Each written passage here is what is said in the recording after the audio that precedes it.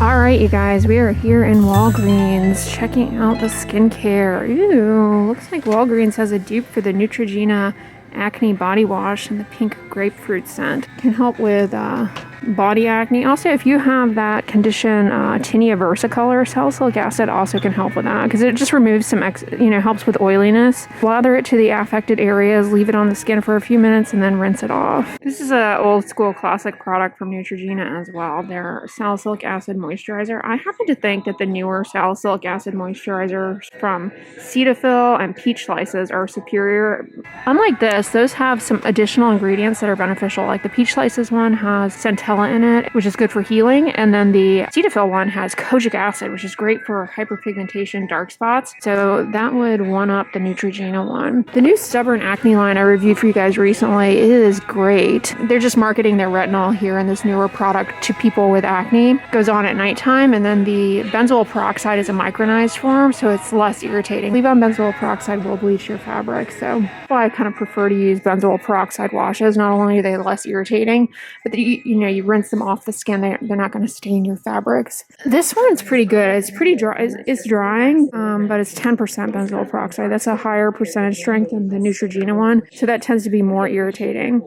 It works faster though. Now, these oil absorbing sheets, I always get questions about these. I do worry that if you use these and you're wearing sunscreen, that it's going to absorb some of the sunscreen and remove it. They are a helpful way to degrease the surface of the skin, and ultimately that can help with acne control. I don't know. After a long, stressful day, I don't really feel like, oh, I can't wait to get home and wipe myself. I'm guessing this is a scented one. Oh, sea minerals and sea kelp. Sea kelp is moisturizing and sea humectant, and sea minerals, they're probably referring to like sea salt. I know that's the trend all over on TikTok to, I don't know, have a sea salt parade, but it may be anti-inflammatory. There's no harm in using it. Yeah, these have fragrance. The problem with wipes is that they leave a film behind on the skin of stuff like preservatives and things, not to mention the fragrance, and that ultimately can cause a lot of irritation. Not to mention they're horrible for the environment. Oops. Here's Clean and Clear coming in with their Morning Burst Facial Cleanser and the Night Relaxing Deep Cleansing Face Wash. What are the differences between these two? I guess just the way they smell, because they don't have an active ingredient in them. You got the Walgreens dupe here. This is a brand I forget to check out whenever I'm in here because they usually put it on the bottom. It's the Acne Free line.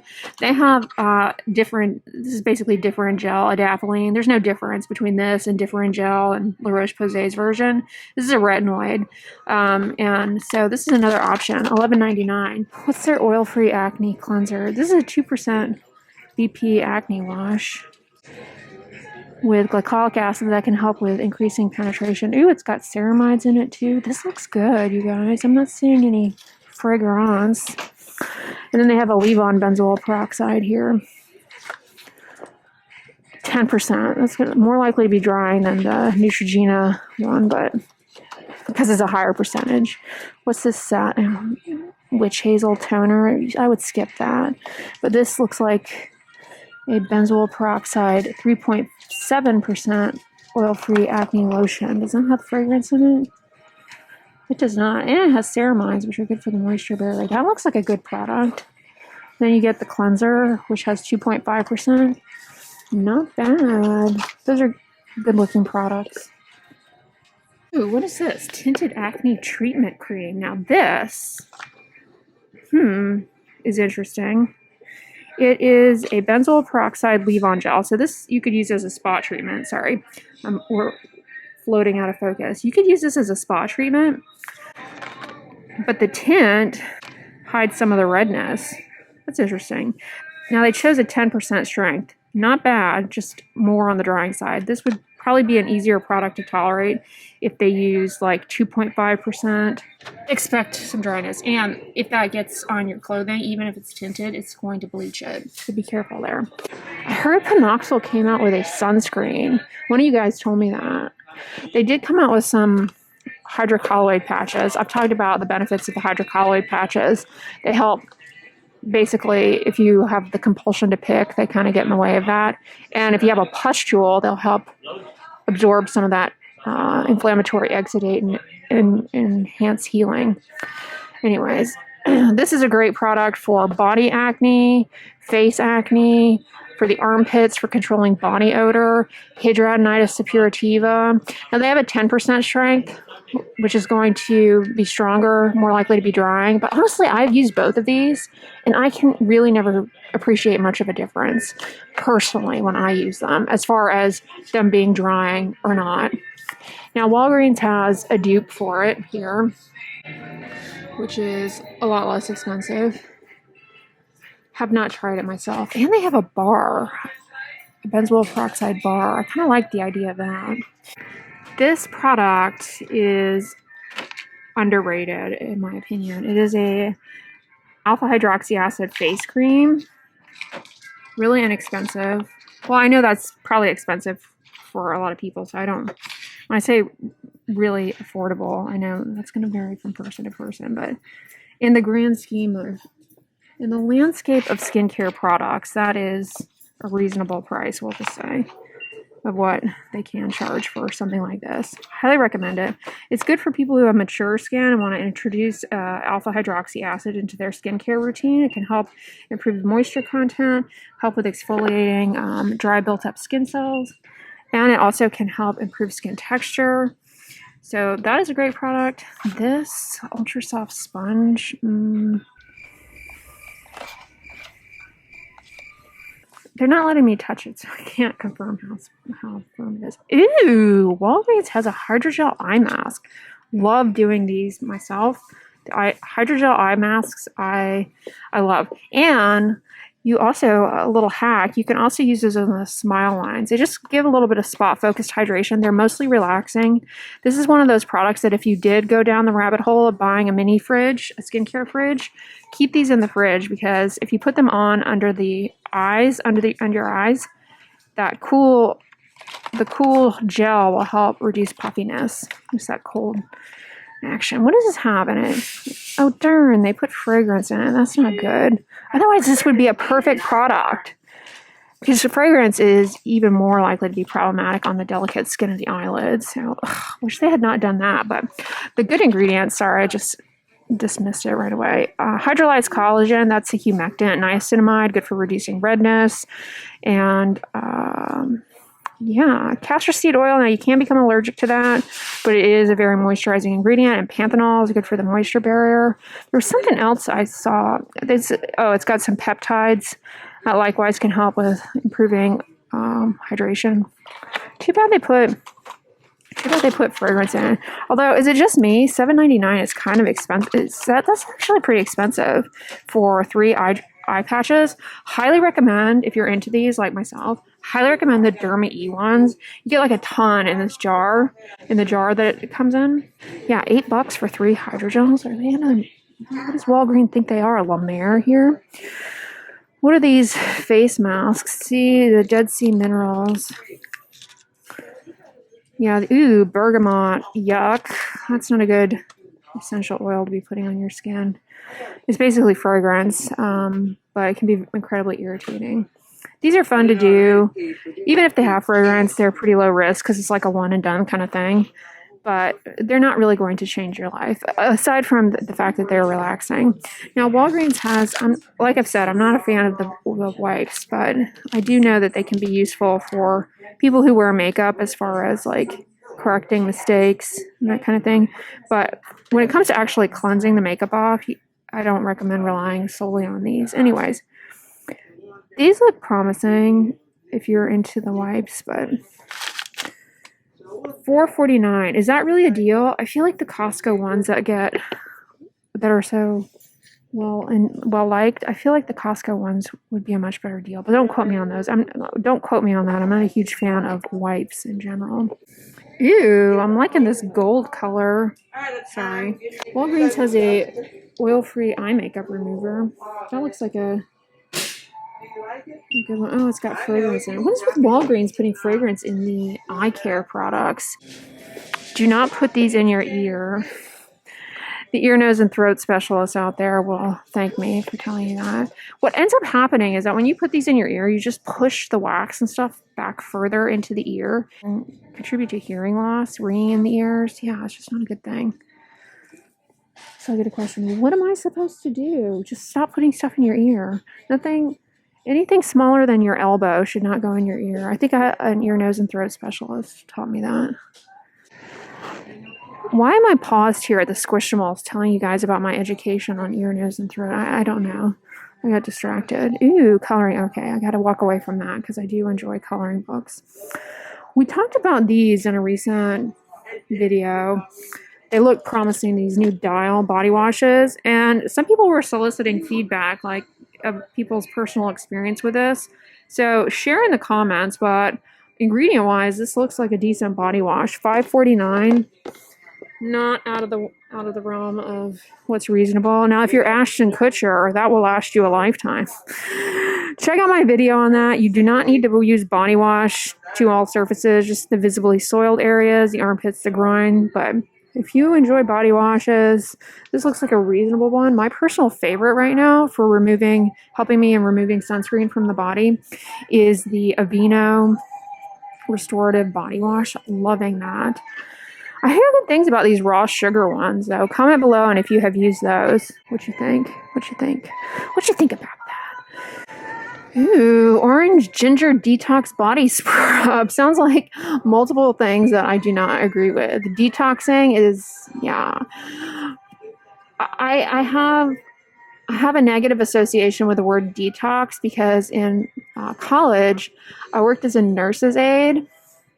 And I had to, one of my jobs, I worked in a psychiatric facility. And one of my jobs was actually sitting with patients who were withdrawing from alcohol, and they called it detox. And so anytime like Gwyneth Paltrow is coming out with her vagina egg or talking about juice detoxing, I always just think about what people actually detoxing looks like. And it's just like the marketing puts me off because it's not a real thing aside from, that kind of situation. Anyways, yeah, I can't see the word detox without thinking about that. You guys are like, that is way too much information about your personal life. Just talk about body wash.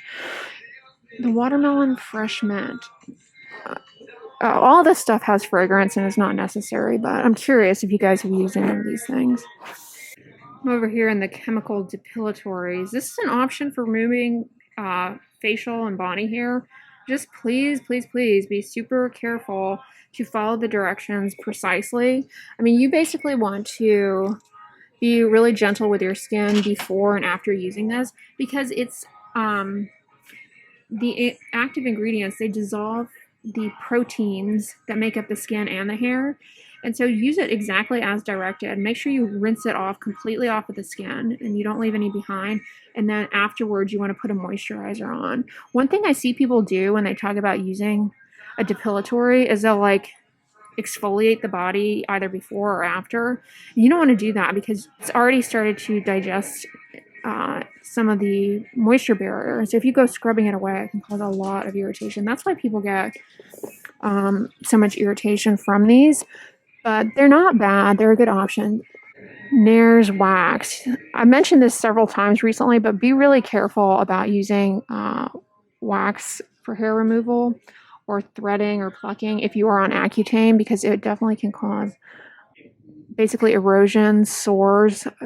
It can be quite a miserable experience for you. Speaking of tinea versicolor, where is the clotrimazole cream? This can be helpful, although it's obviously kind of costly if you've got tinea versicolor like all over the body, but it's an antifungal. It can help. Lotrimin. You certainly can use the generic as well. I mean, same drug. Like, why would you pay extra? Seriously, the unit price here, 18.17 versus 16.98. Like, why do that to yourself? Ooh, we have some travel options here. CeraVe foaming facial wash and the hydrating. And you have the moisturizing cream here.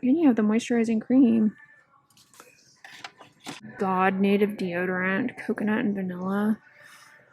These are horrible. They're just scented moisturizers in a stick form. That's all those are. And people develop really bad irritant contact dermatitis from those natural deodorants. See my video on why natural deodorants are a no-go if you're new here. And if you're like, well, what about Lumi? Check out my video on Lumi. And cue the Lumi ad. That's probably going to play now that I mentioned that. Is it just me? Are they seriously aggressive with their YouTube marketing campaign? I mean, Tresemme is trying to sell you that you can detox your scalp. Ugh, seriously? Tresemme is not the devil, by the way. I know that they're under scrutiny because they have DMDM hydantoin, which is a perfectly fine preservative. It does not cause hair loss. Check out my video on it. It is more than safe. Maui Moisture, you guys. Speaking of hair care, they don't have it here, but the Awahapui, oh, there it is. I love this shampoo and conditioner. I've recently finished it. My one gripe with it is that it is incredibly tenacious. It is really hard to rinse it out, and the shape of the bottle is such that a big blob comes out. But I've otherwise been happy with it. I bought it because I love the smell of the Wahapui, the old school Paul Mitchell shampoo. But this, and I don't know, I can't remember much about the Paul Mitchell one, but this smells like a Christmas candle. It's got like that kind of piney scent to it. Highly recommend these. I'm interested to try others from Maui Moisture. Like this one looks good, the flaxseed one, vanilla bean. But I have to resist because I end up buying too many different shampoos. And you guys know I love my Function of Beauty. Ew, satin pillowcase. Oh, kitsch. I have one of these actually that they sent me. Or they didn't send it to me, some other company did. And I've been pretty happy with it. It's a great way to reduce breakage to have a satin or silk pillowcase. It helps reduce breakage. It's also smoother on the skin, less irritation. I mean, switching to silk pillowcases has been a game changer for me. Silk or satin. Satin doesn't last as long as silk, but they're both great. Looks like there's an elevated shower cap here. This brand Kitsch, I have been really happy. I have one of these and I love it.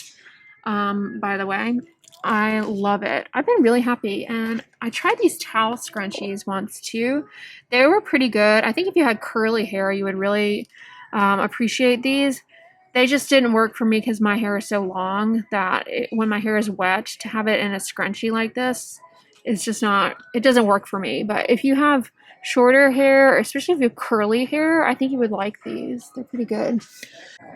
Ew, this is new. Maybelline Fit Me's Tinted Moisturizer with aloe.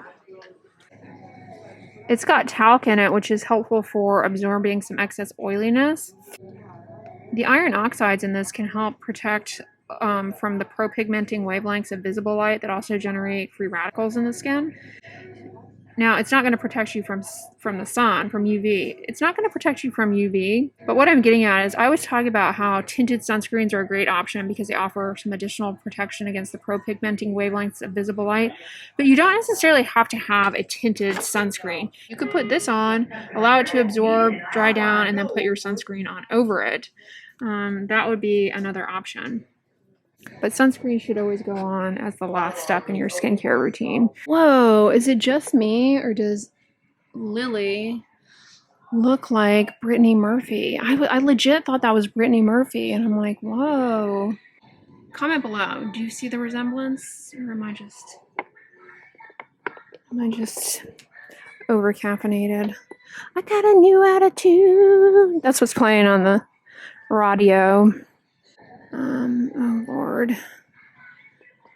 These apple cider vinegar gummies, it's like one thing that didn't make sense transitions to another thing that makes even less sense. The taking apple cider vinegar shots, I mean, I don't know why I mostly see people on YouTube talking about doing this.